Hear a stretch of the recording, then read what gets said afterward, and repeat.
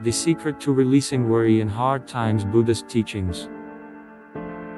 In the moments when life becomes the most chaotic, when every plan collapses like a sand tower, when the chest feels heavy not because of the weight of reality but because of the burden of things that have not yet happened, we often believe it is the circumstances that exhaust us. Yet the truth is far deeper. What tires us is not life itself, but our own mind, a mind that constantly runs toward the future, rummages through the past, and rarely rests in the present moment. In Buddhism, this is called the restless mind, and from it, every form of insecurity arises. But it is also from this very place that, if we learn to observe and turn inward, we can find the doorway back to peace, even in the darkest days. This essay is a continuous journey, built upon 7 principles of Buddhist wisdom, and at the same time an invitation to return to yourself, return to your breath, return to the stillness that has never left you, though you may have forgotten it for a long time. There are periods in life when the mind becomes an endlessly talking storyteller, one that magnifies fear, inflates difficulty, and makes us believe that everything is working against us. In Buddhist language, the mind is like a mad monkey, constantly jumping, screaming, creating chaos. And when life becomes turbulent, that monkey becomes even more frantic. Have you ever lain in bed at night and felt your thoughts running without end? What if I fail? What if everything collapses? What if I'm not good enough? These questions, in truth, have never happened. They are merely dark clouds passing through the sky of the mind. But when we believe they are real, we become victims of the very story we create. According to Buddhism, thoughts are not the truth. Thoughts are only collections of memories, habits, reactions, and emotions repeated so many times that we mistakenly think they're reliable. They are not you. They are not reality. They are only clouds. Recognizing this is the first step toward liberation. Because when you take one step back and watch the mind as if observing the sky, you will see. The nature of the sky is openness, unbound. The nature of the mind is clarity and freedom. And the clouds, no matter how dark, heavy, or frightening, will eventually drift away. And when you stop chasing each cloud, you begin to return to being the sky. One of the greatest roots of worry is the boundless imagination of human beings. We can create an entire dark future within seconds, then lose our peace over things that have not happened.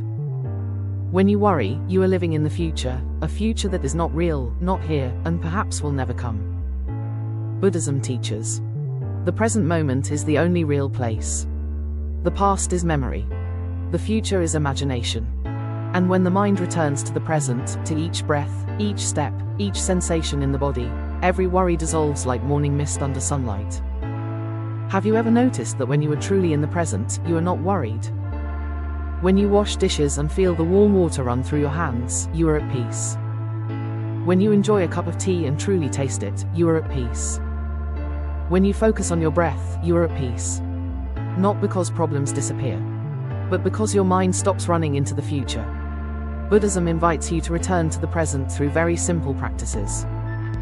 Following the breath, listening to the surrounding sounds, feeling the weight of the body, observing emotions without judgment. Each time you return to the present is a moment you step out of the maze of things that have not yet happened. One of the deepest roots of suffering is the desire to control everything.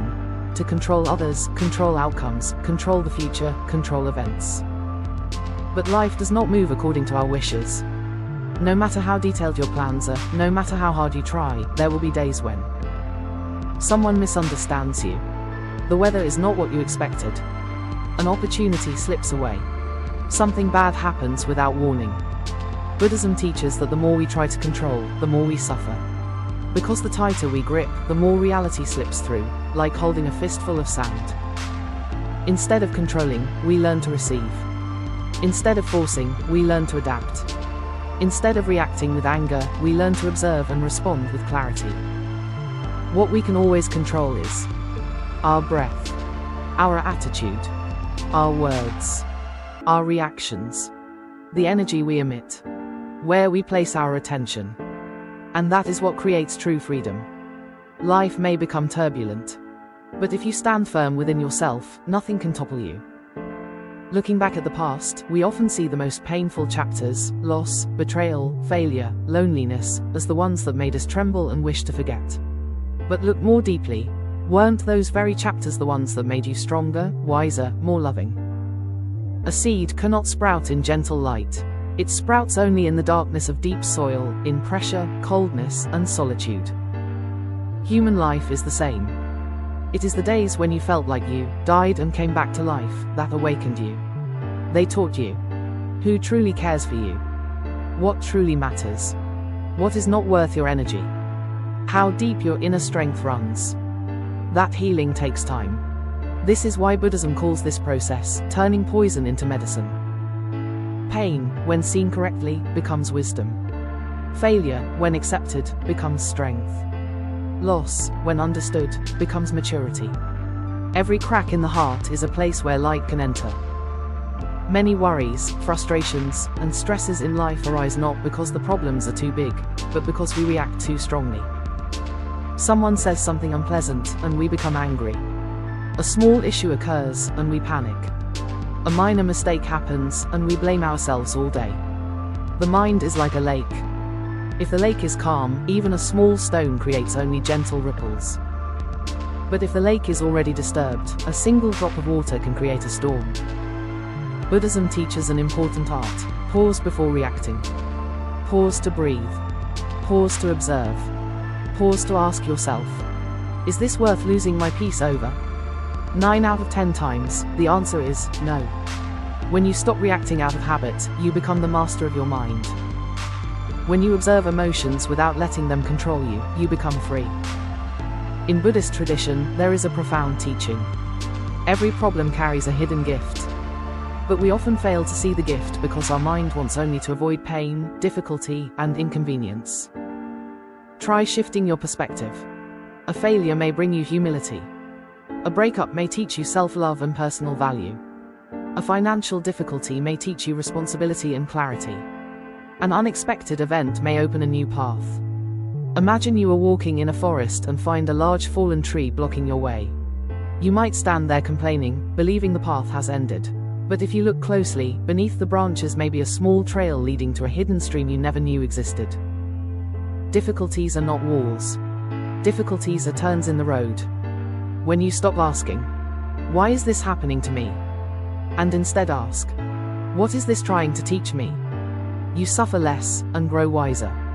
Buddhism does not speak of faith as believing in an external force. It speaks of saddha, faith in your own lived experience, faith in your ability to endure, faith in the impermanence of all things. Fear arises when we believe we cannot survive. Faith arises when we remember that we have survived the impossible before. How many times in your life did you think you would collapse, yet you stood back up? How many times did you lose everything, yet you rebuilt your life? How many times did you think your heart would break, yet it continued to love? Faith comes from experience. Faith comes from looking directly at life's storms and realizing they did not destroy you. Faith also comes from understanding impermanence. No storm lasts forever. No pain endures eternally. No night exists without dawn. Understanding impermanence dissolves fear, because even fear itself is impermanent. When you apply these 7 Buddhist insights, you will feel a profound transformation. Your mind believes its stories less. You return to the present more often. You release the need to control. You become grateful for difficult days. You react less, observe more. You treat difficulties as lessons. You develop faith in yourself. And then, worry will still come, because you are human. But worry will no longer hold you hostage. You will know how to sit down, breathe gently, embrace that worry, and say, I am here, I am at peace. I return to myself. That is the true strength. Strength that does not come from controlling life, but from mastering your inner world. Thank you for watching until the end of the video. Don't forget to like and subscribe to the channel to watch more interesting videos.